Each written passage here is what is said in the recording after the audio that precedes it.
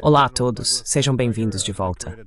Estamos novamente com o Coronel Douglas McGregor, veterano de combate condecorado e ex-assessor sênior do Secretário de Defesa dos Estados Unidos, para discutir algumas das atividades militares da OTAN no Ártico. Estou vendo nas manchetes agora que os Estados Unidos, Alemanha e Noruega estão realizando exercícios de guerra anti-submarino no Mar de Barents, ao mesmo tempo em que estamos travando uma guerra por procuração contra a Rússia na Ucrânia, que, claro, agora está desmoronando e onde se espera uma escalada. Isso parece ser algo muito perigoso. O que você acha disso? Ou o que está observando em relação ao que parece ser uma certa provocação?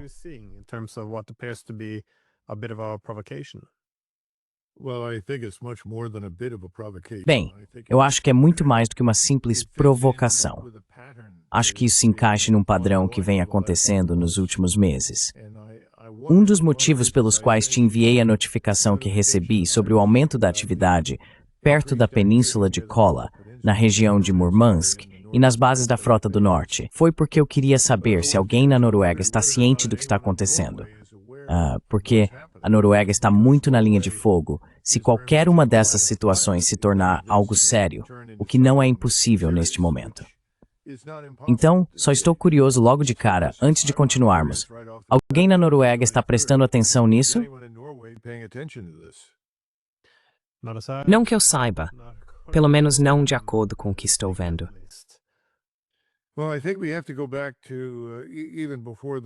Bem, acho que precisamos voltar até antes da reunião no Alasca, que acabou sendo praticamente irrelevante, como costumamos dizer. Depois temos que voltar e ouvir as declarações feitas pelo Tenente-General Donohue em junho, que acabaram vindo à tona em julho. Ele era o comandante das forças terrestres do Exército dos Estados Unidos na Europa, um infante leve e alguém com uma carreira majoritariamente em operações especiais. Ele falou sobre o fato de que, abre aspas, forças sob seu comando poderiam tomar Kaliningrado, a parte da Prússia Oriental que a Rússia manteve após a Segunda Guerra Mundial, que agora é território soberano russo, em poucas horas. Esse lugar, que não é apenas uma base naval e uma instalação de produção de embarcações e equipamentos navais, mas também um importante centro de capacidades militares russas, especialmente em termos de foguetes, mísseis, ataque e defesa aérea e antimísseis. Isso não é algo que devemos levar de forma leviana.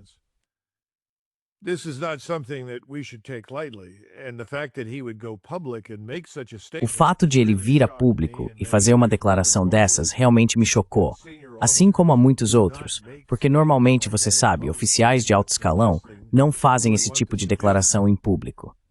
Na verdade, essa é a última coisa que você gostaria que eles fizessem. Mas o que estou vendo agora é basicamente um padrão. Acho que ele estava dizendo coisas que tanto o presidente Trump quanto provavelmente o secretário Hegseth aprovaram. Acho que estamos presos a essa ideia de que táticas de intimidação vão funcionar, que você pode intimidar ou ameaçar Moscou, Pequim, Teherã ou qualquer outro, ou até mesmo Nova Delhi, para que façam o que você quer. Acho isso muito perigoso.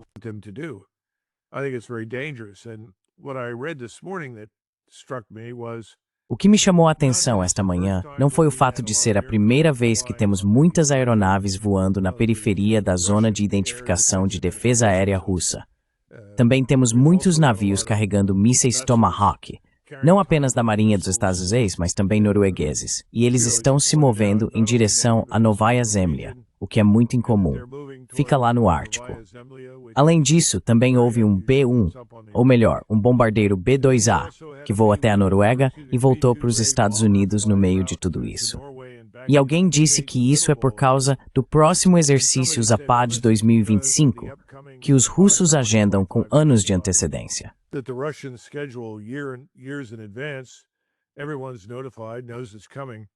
Todos foram notificados, sabem que está chegando.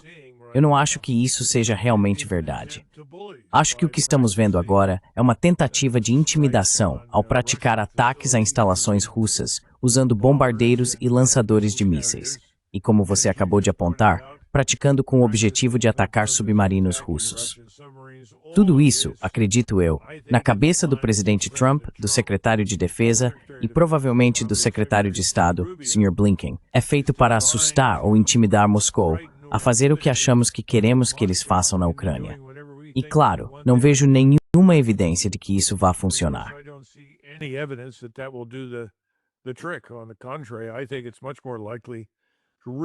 Pelo contrário, acho muito mais provável realmente provocar os russos. Você acaba em um ambiente muito tenso, onde o menor erro pode resultar em uma confrontação que, sinceramente, acho que ninguém quer. E claro, é preciso analisar isso tendo como pano de fundo os preparativos no Caribe, para o que muitos acreditam ser uma tentativa de mudança de regime na Venezuela. Então, o mundo parece estar sendo empurrado por Washington e seus aliados para algum tipo de confronto com a Rússia e qualquer outro que decidamos não gostar, como Maduro na Venezuela.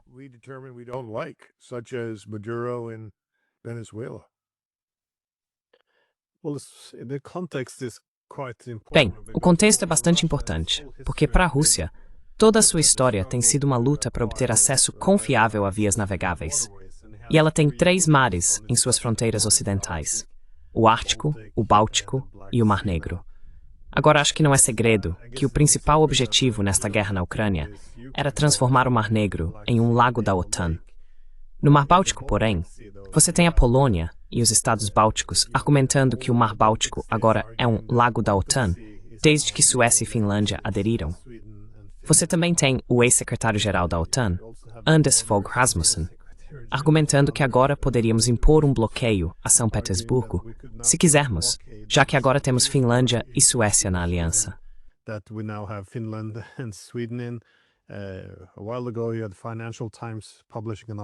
Há algum tempo, o Financial Times publicou um artigo dizendo que a Dinamarca poderia bloquear petroleiros russos de chegarem aos mercados no Mar Báltico. E claro, o último mar, o Ártico, também está se tornando um pouco mais militarizado, com mais bases dos Estados Unidos em toda a Escandinávia. Mas também houve muitos relatos sobre a Lapônia finlandesa, de que os russos poderiam atacá-la, que por acaso fica ao norte, próxima à frota do norte russa. Isso sugere que, sob supostas motivações defensivas, agora vamos militarizar também essa região próxima à frota do norte.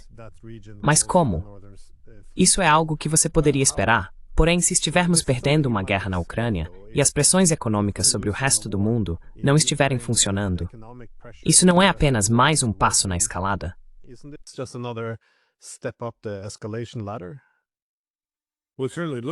Bem, certamente parece que sim.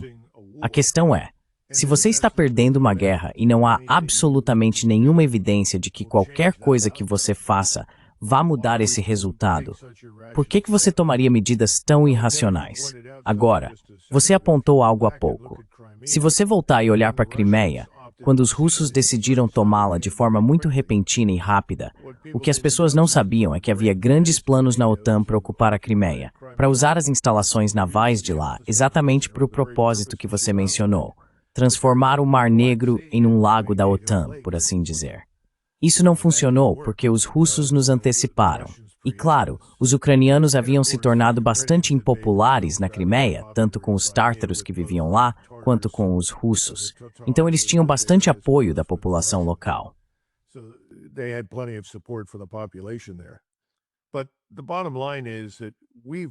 Mas no fim das contas, falhamos de forma inequívoca na Ucrânia. Há uma relutância em admitir essa verdade. E se continuarmos provocando, como estamos fazendo agora e já fazemos há meses, francamente, eventualmente teremos uma reação. E talvez não gostemos dessa reação, porque sejamos francos, não estamos preparados para uma grande guerra com a Rússia, mas a Rússia está preparada para uma grande guerra contra nós. E acho que as pessoas em Washington perderam essa noção. Há outra coisa aqui que também não devemos perder de vista. Temos um problema neste país. É uma fascinação pelo poder aéreo. O poder aéreo é o equivalente ao sexo sem consequências. Você pode bombardear ou atacar com mísseis pessoas em solo, e não há uma resposta real contra você sentado nos Estados Unidos ou na Europa Ocidental.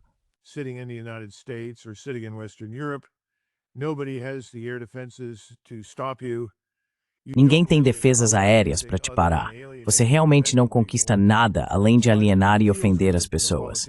Mas isso faz os políticos em Washington se sentirem bem, porque podemos fazer isso impunemente. Bem, isso funcionou no Iraque, funcionou na Líbia, funcionou na África, funcionou em muitos lugares, mas não vai funcionar com os russos. E esse é o perigo. Estamos indo longe demais. Se você parar para lembrar, quando o presidente Trump se encontrou com o presidente Putin, ele o recebeu na pista da base aérea de Elmendorf. E estacionados de cada lado estavam todas essas aeronaves de combate modernas, F-22 e assim por diante. Não me lembro de todo o contingente, mas eram todas aeronaves de combate modernas. E então, de repente, enquanto ele cumprimentava Putin, sobrevoou um bombardeiro B-2 com aeronaves de apoio. B-2 bomber with supporting aircraft. Putin smiled and shook his head and Você sabe, Putin sorriu, balançou a cabeça e saiu andando com Trump.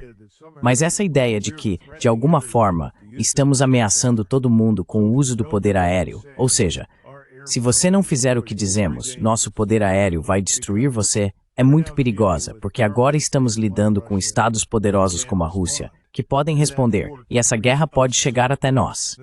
Em outras palavras, o dano não ficará limitado à Ucrânia. O dano vai chegar à Europa Ocidental e aos Estados Unidos. O que é realmente preocupante é que não há necessidade disso. Sabe, essa mentira de que os russos estão acumulando forças com o objetivo de marchar até Paris é absurda. Não há evidências disso. Não há interesse nisso. Essa é uma ideia financeiramente, comercialmente e estrategicamente estúpida.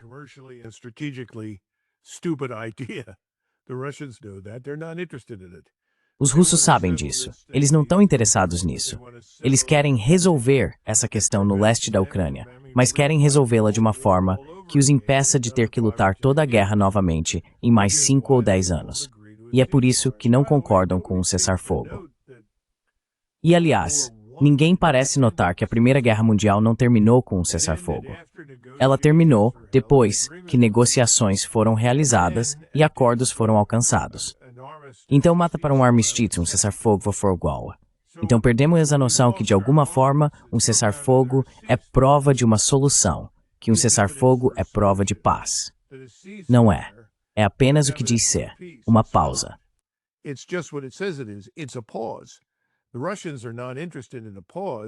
Os russos não estão interessados em uma pausa que permita que seus oponentes simplesmente se rearmem, se reorganizem e voltem a lutar, embora isso seja cada vez mais improvável, dado o estado terrível do oeste da Ucrânia. Mas, ainda assim, essa é a posição deles. Não é uma posição irracional. Então, por que não conversar com os russos e então marcar uma data para um cessar-fogo baseado em uma solução? É porque ninguém quer uma solução. Ninguém quer o fim disso, por algum motivo. Agora, quando eu digo ninguém, isso significa que os alemães, os poloneses, os eslovacos, os húngaros, os franceses, os noruegueses, os dinamarqueses, todos esses povos querem desesperadamente sustentar uma guerra contra a Rússia na Ucrânia? Eu não acho. Mas os governos querem.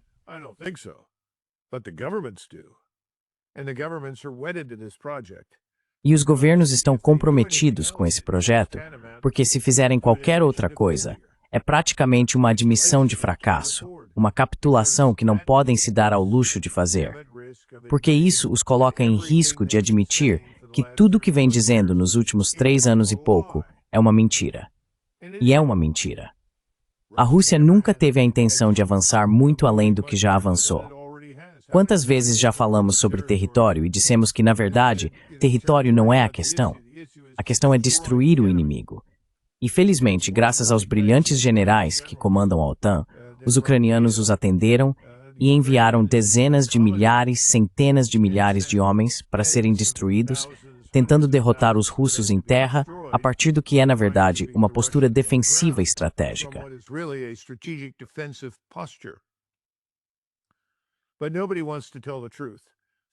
Mas ninguém quer dizer a verdade. Então, se você não pode dizer a verdade, tenta manter isso funcionando. E, ao mesmo tempo, a Europa Ocidental, em particular, o Reino Unido nesse momento, está muito perto de simplesmente colapsar financeiramente. Não estamos muito atrás no futuro.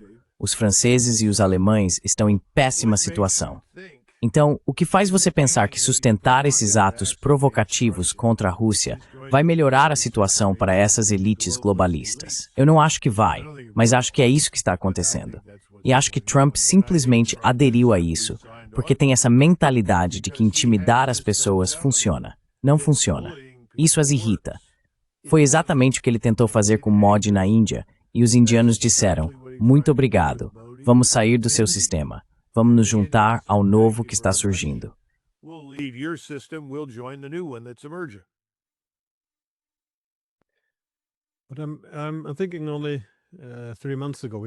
Estou pensando, apenas 3 meses atrás tivemos esses ataques à base militar em Murmansk. Novamente, isso fica bastante longe da Ucrânia. Você vê isso como um alvo estratégico para a OTAN? Se a OTAN quisesse, não necessariamente um ataque de decapitação, mas algo para causar perturbações significativas dentro da Rússia, e se quiser, pânico, para reduzir sua capacidade de combate, Murmansk seria um alvo estratégico nesse sentido. Is Murmansk a strategic target in this sense? Sim, tem sido assim há muito tempo. Certamente foi durante toda a Guerra Fria, por causa da base e das capacidades de submarinos russos e, antes disso, soviéticos. A questão é, por quê? Como isso ajuda a Europa? Como isso ajuda a Rússia? Como isso ajuda a Ucrânia? Em nada. Ninguém se beneficia disso. Essa é uma proposta perdedora. Mas os russos, e esse é o ponto que as pessoas precisam entender, se fizermos isso, eles estão preparados e vão revidar. Então, em vez de olharmos para Murmansk, veja, podemos tornar a vida dos russos miserável, prejudicando o acesso deles ao Ártico, prejudicando sua capacidade naval em Murmansk. Por que não olhamos para as várias coisas que os russos poderiam fazer?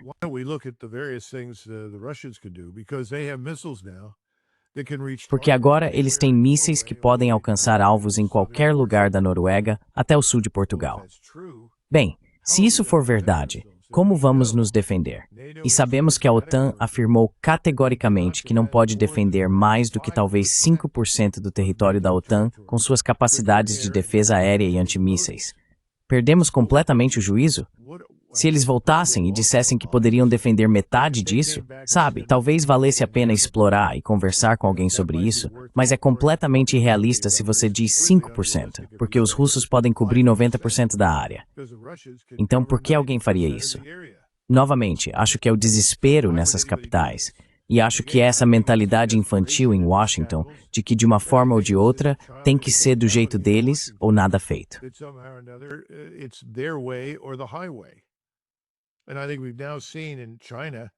E eu acho que agora vimos na China evidências de que todos disseram, seu caminho é inaceitável, vamos seguir nosso próprio caminho. E há custos associados a isso. Mais de 40% da população mundial, seus recursos minerais, petróleo, gás, tudo, estão com essa organização chamada BRICS. Isso só vai crescer no futuro. Então, você está fazendo inimigos de pessoas com quem seria melhor negociar, pessoas que têm coisas de que você precisa. Mas escolhemos o oposto. É uma escolha deliberada. É estúpido e perigoso. E essas coisas não serão tratadas de forma leviana no futuro, como foram nos últimos 3 anos. Isso é o que mais me preocupa. Acho que os russos chegaram ao limite da paciência, ou estão perto disso.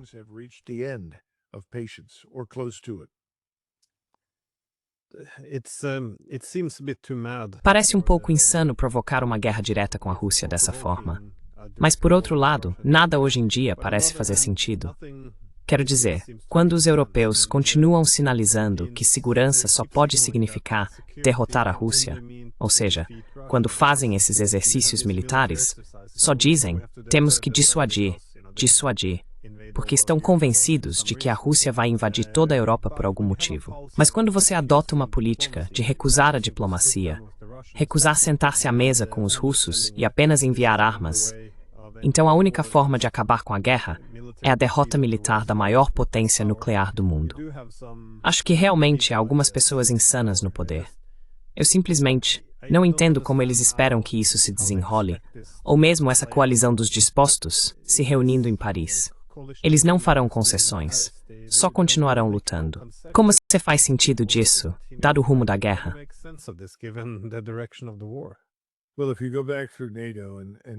Bem, se você olhar para a história da OTAN, e isso era verdade quando servi nela, era raro, se é que acontecia, conseguir que todos os membros da aliança, fossem 19, 22, 26 ou 32 membros, concordassem com qualquer coisa.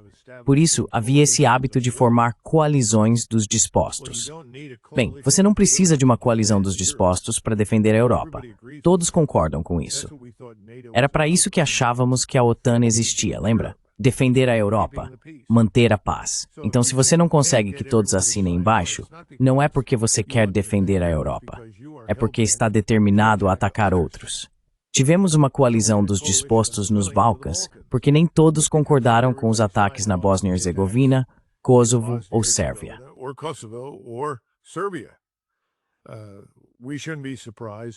Não deveríamos nos surpreender por estarmos de volta à coalizão dos dispostos para a Europa Oriental. Só que desta vez, estamos ingenuamente fornecendo, ou prometendo fornecer, milhares de mísseis de cruzeiro que poderiam ser usados contra a Rússia ao longo do tempo. Não os temos agora. Leva tempo para construí-los, desde que os europeus nos paguem por isso. A coalizão dos dispostos é em grande parte europeia. Agora, isso não significa que a campanha para nos arrastar para dentro não continue. É claro que continua. E é por isso que eu estava dizendo que existe esse padrão que remonta ao General Donohoe, aquele comentário muito estúpido que ele fez. O que ele está dizendo, em primeiro lugar, não é plausível nem alcançável. E em segundo lugar, isso coloca você em guerra instantaneamente com a Rússia, porque se trata de território soberano russo.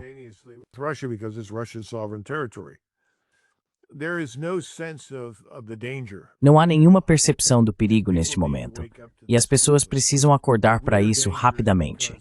Somos perigosos porque temos esse pensamento infantil, de intimidação e tático. Faça o que queremos, ou então, e vamos ameaçá-lo. Com o que podemos ameaçar as pessoas? Bem, se elas abandonarem nosso sistema financeiro, que é realmente o que está acontecendo agora, as pessoas estão tratando o dólar como uma ameaça, como veneno. Ninguém o quer, porque o dólar é uma forma de passarmos nossa dívida para os outros. Então isso não está funcionando muito bem. Aí você recorre à única outra ferramenta que temos para usar, porque nossa força econômica é muito limitada. Nossa base industrial foi esvaziada, não pelos chineses ou por qualquer outro, mas por nós mesmos, os chamados elites, a classe dos CEOs, os acionistas, o Congresso.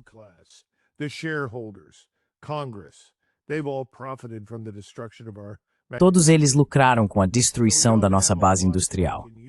Então não temos muito que possamos usar contra qualquer outro país. Por isso recorremos ao poder militar. E esse poder militar está enfraquecendo.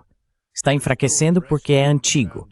Ainda estamos nos apoiando nas bases que foram construídas ao longo de 40 ou 50 anos da Guerra Fria.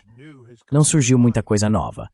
E agora vemos que Rússia, China e outros países, o Irã também é um deles, se desenvolveram de forma dramática nos últimos 20 ou 30 anos. E esse desenvolvimento deveria preocupar as pessoas em Washington, caso decidam provocá-los. Não há perigo para nós, a menos que provoquemos uma guerra.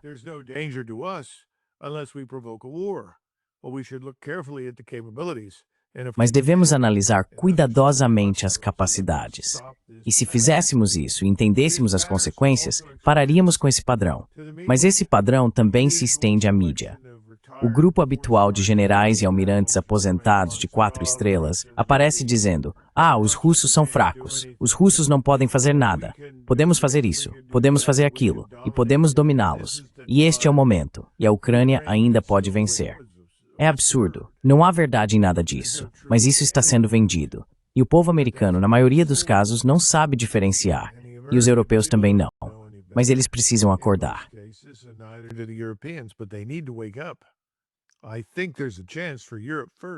Acho que há uma chance para a Europa primeiro por causa da turbulência no Reino Unido, França e Alemanha. Existe uma boa chance de que esses regimes globalistas terríveis que fizeram de tudo para destruir seus próprios países ao abrir as fronteiras e permitir que pessoas entrem no país sem interesse em fazer parte de nada. Eles não querem se assimilar. Quem já está lá quer. Se isso finalmente for reconhecido, Talvez possamos nos livrar desses líderes terríveis e parar de perder tempo com uma guerra contra a Rússia que não precisa acontecer e nunca precisou. Against Russia that doesn't need to happen and never did. Well, I guess, reaching the final stage Bem, of this proxy eu acho que, sabe, chegando às fases finais desta guerra por procuração, minha preocupação é que todos os nossos líderes políticos têm repetido a mesma coisa há 3 anos. Que a Ucrânia está vencendo, que a Rússia é fraca, que a Rússia está blefando, que a Rússia pode ser pressionada e que a Rússia tem mais baixas do que a Ucrânia. Todas essas narrativas parecem ter o mesmo objetivo, que é obter apoio público para uma guerra longa. Mas todas elas são narrativas falsas. A maioria delas não faz sentido algum. Mas, novamente, se não há dissidência, não há responsabilização. If there's no dissent, there's no accountability, Mas, uma vez que a guerra estiver perdida, muita coisa vai ser exposta pelo que realmente era. Apenas uma grande campanha de propaganda de guerra. Então, estou partindo do pressuposto de que agora haverá algumas escaladas massivas, já que estamos perdendo essa guerra. Mas por que você acha que os Estados Unidos possivelmente participariam disso? Porque eu pensei que o grande objetivo do Trump era tirar os Estados Unidos dessa situação e deixar esse incêndio para os europeus. Então, como você explica essas ameaças de invadir Kaliningrado, de tomar 1 milhão de civis russos praticamente como reféns sob ocupação, e todas essas ameaças agora perto de Murmansk? Como isso faz algum sentido? How does this make any sense? Well, because he and the leadership around him. Bem, porque ele e a liderança ao seu redor, estou falando de Hegseth, Rubio e Ratcliffe na CIA, realmente acreditam que ameaças funcionam. Eles acham que você pode intimidar as pessoas para que façam o que você quer que elas façam. Essa é a essência do que está acontecendo agora na Venezuela. É isso que estamos tentando fazer lá. Não me peça para explicar por quê, porque acho ridículo, mas há muitas pessoas que apoiam isso. Existe algo na população dos Estados Unidos, no eleitorado, eu chamo de Clube Bombardeio Já. E toda vez que alguém em algum lugar do mundo é bombardeado do ar, as pessoas dizem, é isso aí.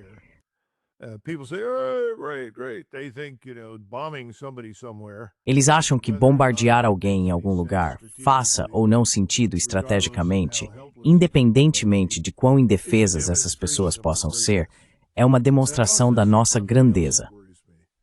E também vejo outra coisa que me preocupa. Estou começando a ver indícios de que tanto o presidente Trump quanto Hegseth, assim como provavelmente Rubio, estão se encantando com essa coisa chamada poder aéreo. Sabe, anos atrás saiu um livro chamado Vitória através do poder aéreo. Não é uma novidade. É simplesmente um argumento de que, com poder aéreo suficiente, você pode fazer qualquer coisa. E os fanáticos pelo poder aéreo vêm argumentando há décadas que podem vencer tudo e fazer tudo, sem qualquer apoio terrestre ou naval.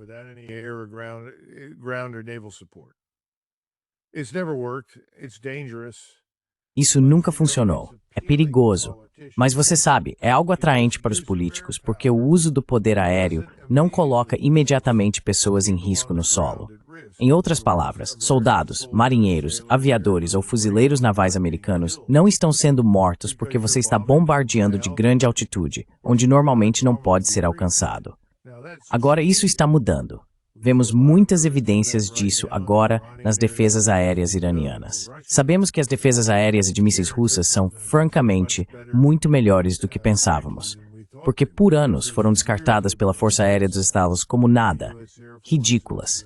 E eles ainda mantêm essa posição de que são invencíveis e invulneráveis.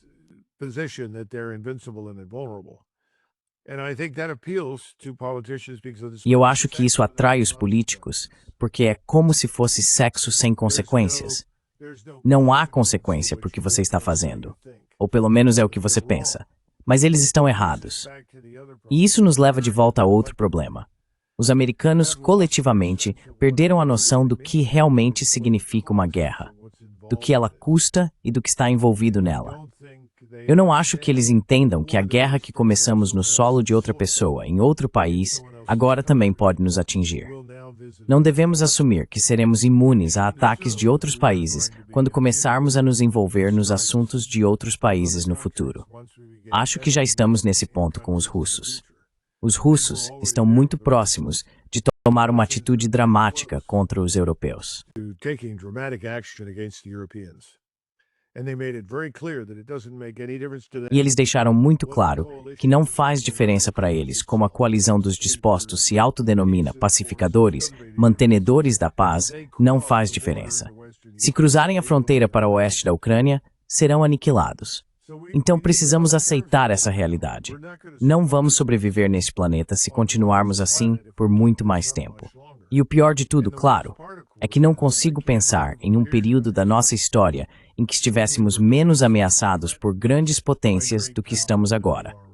Temos ameaças, mas não são da China, não são da Rússia, não são do Irã e certamente não são da Índia. Então é hora de reconsiderarmos e reavaliarmos tudo isso. Mas no momento não há disposição para isso. There's no willingness right now. Yeah, no, I hear the same now from Moscow, though, that Sim, ouço mesmo agora vindo de Moscou que a paciência está se esgotando. E quando você vê pessoas como Merz na televisão pedindo ataques profundos dentro da Rússia, a ideia de que os russos vão simplesmente ficar parados e aceitar isso, acho bastante tola. E se eles retaliam, vai ser pesado também. Mas não parece ser, não sei. Parece que na Europa, se você é patriota, deve ignorar tudo isso. E se expressa qualquer preocupação de que possamos estar caminhando para uma guerra direta com a Rússia, então está repetindo pontos de vista do Kremlin e provavelmente é pró-Rússia.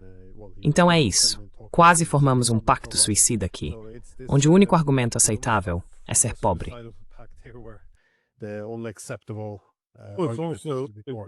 as you know, Glenn, it's also an exercise. Como você sabe, Glenn, isso também é um exercício de hipocrisia moral. Veja, o Matt sobe lá e chama o presidente Putin de criminoso de guerra. É absurdo. Com base em quê? Não há nenhum fato associado a esse tipo de bobagem. Dá para argumentar muito melhor que presidentes americanos estiveram envolvidos em crimes de guerra nos últimos 25 anos em países como Iraque, Líbia, Síria ou outros, onde pessoas inocentes foram aniquiladas. E o único pecado delas foi estar perto de um alvo. O mesmo aconteceu no Afeganistão. Não faz sentido algum. Então é tudo bobagem. Mas os americanos, de novo, e tenho certeza de que isso provavelmente se aplica, em certa medida, à Noruega e a outros países da Europa, querem acreditar que sempre estamos do lado certo, que tudo que fazemos é bom e tudo que qualquer um que nos enfrenta faz é ruim. Se ao menos o mundo fosse tão simples assim. Mas não é. If only the world were that simplistic. It's not.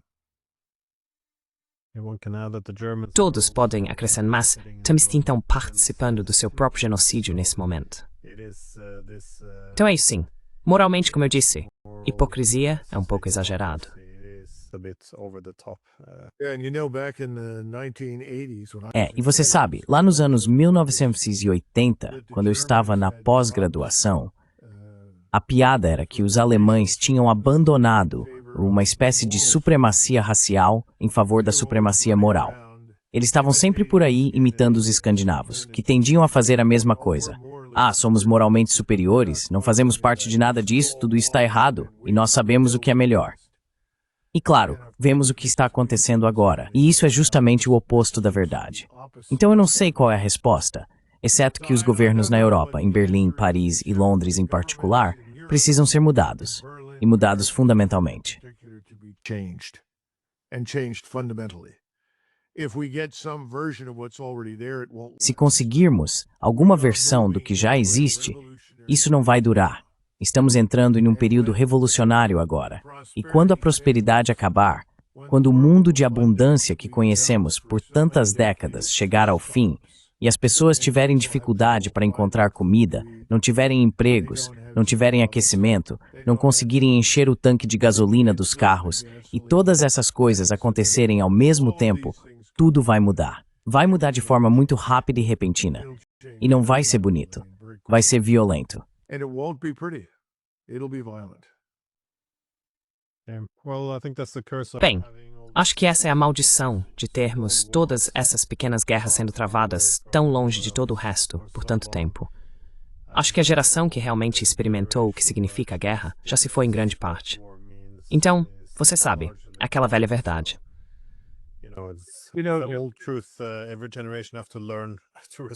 Toda geração precisa aprender a respeitar a guerra. Eu entendo isso. Mas aqui vai uma pequena anedota. E isso é algo que as pessoas na Noruega deveriam saber. Na verdade, todos deveriam saber disso.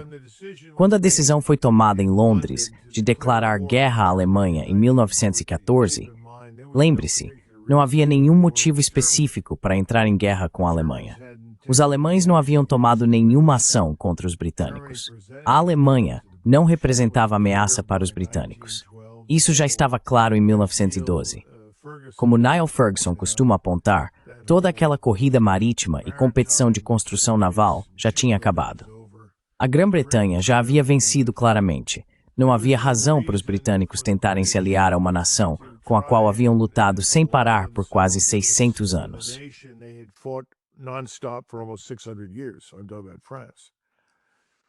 Estou falando da França. Mas mesmo assim, foi tomada a decisão de ir à guerra. E um dos motivos pelos quais eles foram à guerra foi que Winston Churchill, que na época era membro daquele gabinete e um grande defensor da entrada na guerra, na verdade disse, bem, toda essa guerra poderia ser decidida em uma tarde no Mar do Norte pela frota britânica. Agora, por que alguém pensaria que uma guerra poderia ser decidida contra a Alemanha e a Áustria-Hungria por uma batalha no meio do Mar do Norte é um mistério para todos. Não fazia absolutamente nenhum sentido. O que você vai fazer navegar com encouraçados até Berlim? Não, não exatamente. Então era ridículo. Mas eles seguiram em frente e declararam guerra.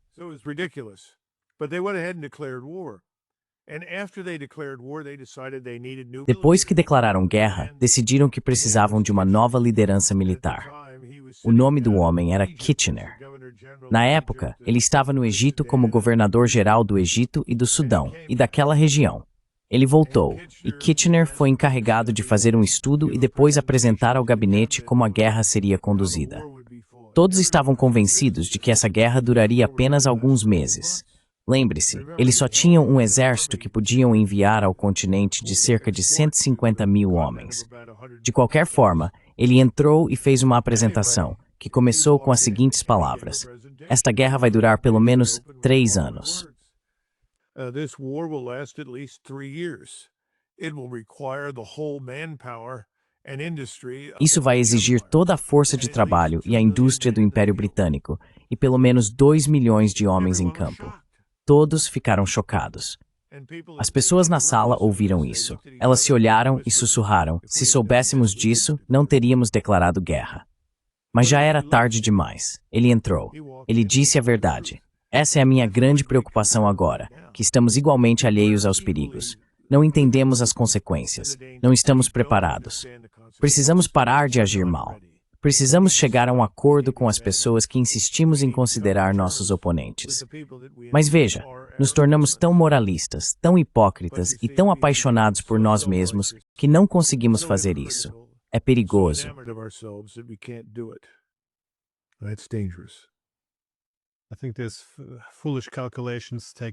Acho que há cálculos tolos nos levando cada vez mais fundo na guerra.